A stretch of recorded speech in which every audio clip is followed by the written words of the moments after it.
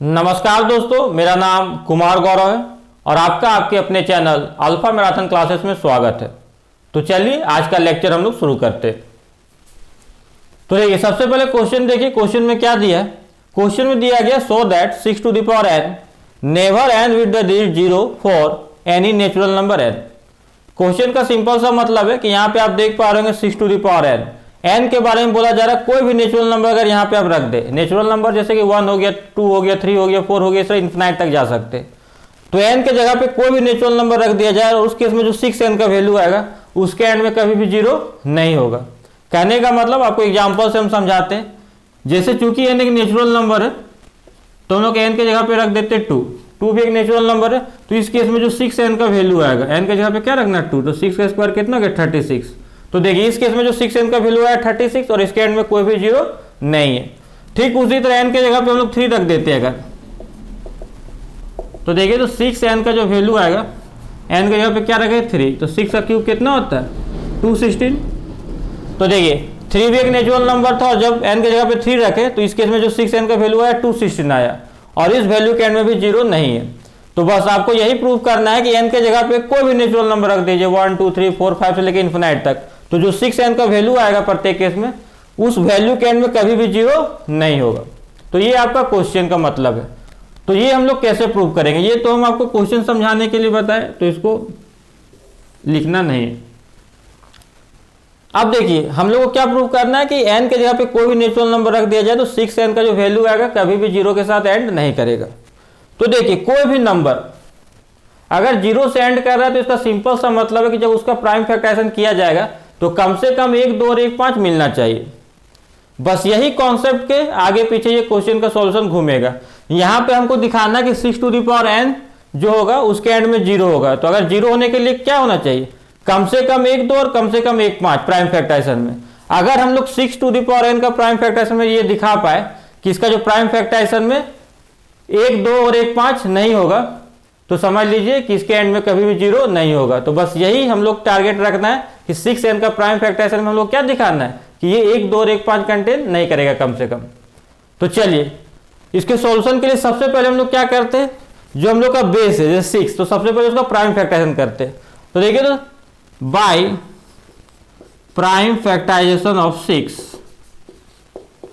We get, तो prime factorisation 6 का आप लोगों को पता होगा कितना था 2 इंटू 3, तो 6 का जो प्राइम फैक्टराइजेशन हो गया वो 2 इंटू 3 हो गया।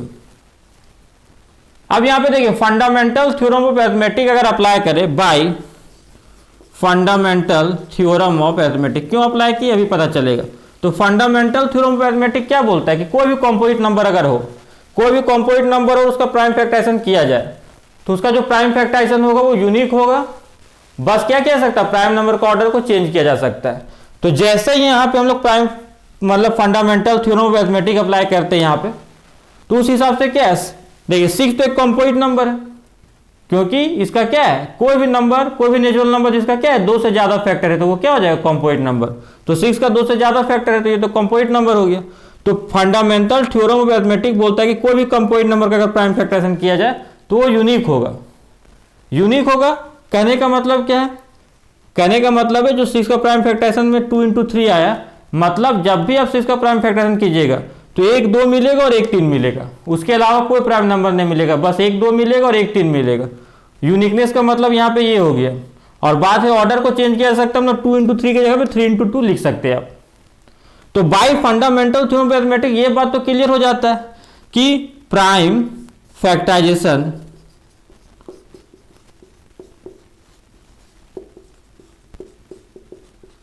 of 6 does not contain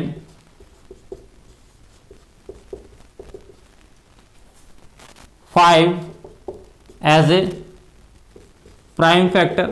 तो देखिए फंडामेंटल थ्योरम ऑफ अरिथमेटिक तो बोलता है यूनिक है, मतलब 6 में सिर्फ 1 2 और 1 3 मिलेगा प्राइम फैक्टराइजेशन में, चाहे किसी भी तरह से प्राइम फैक्टराइजेशन किया जाए। तो इससे हम लोग कंक्लूजन क्या निकाल सकते हैं, जब 6 का प्राइम फैक्टराइजेशन कर रहे हैं हम लोग तो इसमें 5 तो नहीं मिल रहा है, क्या मिल रहा है 1 2 और 1 3, तो ये बात इससे तय हो रहा है। 5 के बारे में जिक्र क्यों कर रहे हैं, क्योंकि हम लोग को यहाँ पे टारगेट क्या है कि 6n का जो प्राइम फैक्टराइजेशन है उसमें कम से कम 1 2 और 1 5 ना मिले तभी क्या होगा, ये 0 से एंड नहीं करेगा। उसी टारगेट को पूरा करने के लिए हम लोग 5 को टारगेट कर रहे हैं क्योंकि 2 तो है यहाँ पे, 5 को हम लोग को दिखाना है कि 6 टू द पावर n का प्राइम फैक्टराइजेशन में 5 नहीं होगा। 1 2 और 1 5 होगा तो 0 तो मिल जाएगा, तो हम लोग को दिखाना है 2 तो है, 5 अगर इसके प्राइम फैक्टराइजेशन में नहीं दिखाते मतलब 6n कभी भी 0 से एंड नहीं करेगा। तो अब देखिए, तो प्राइम फैक्टराइजेशन हम लोग किए, तो प्राइम फैक्टराइजेशन 6 में 5 कंटेंट नहीं कर रहा है। अब देखिए वहां तो 6 टू द पावर n है, तो now 6 to the power n, तो 6 को क्या लिख सकते हैं 2 इंटू 3 और यहाँ पे whole to the power n, n दोनों पे आ जाएगा तो 2 पे भी आ जाएगा n और 3 पे भी आ जाएगा n।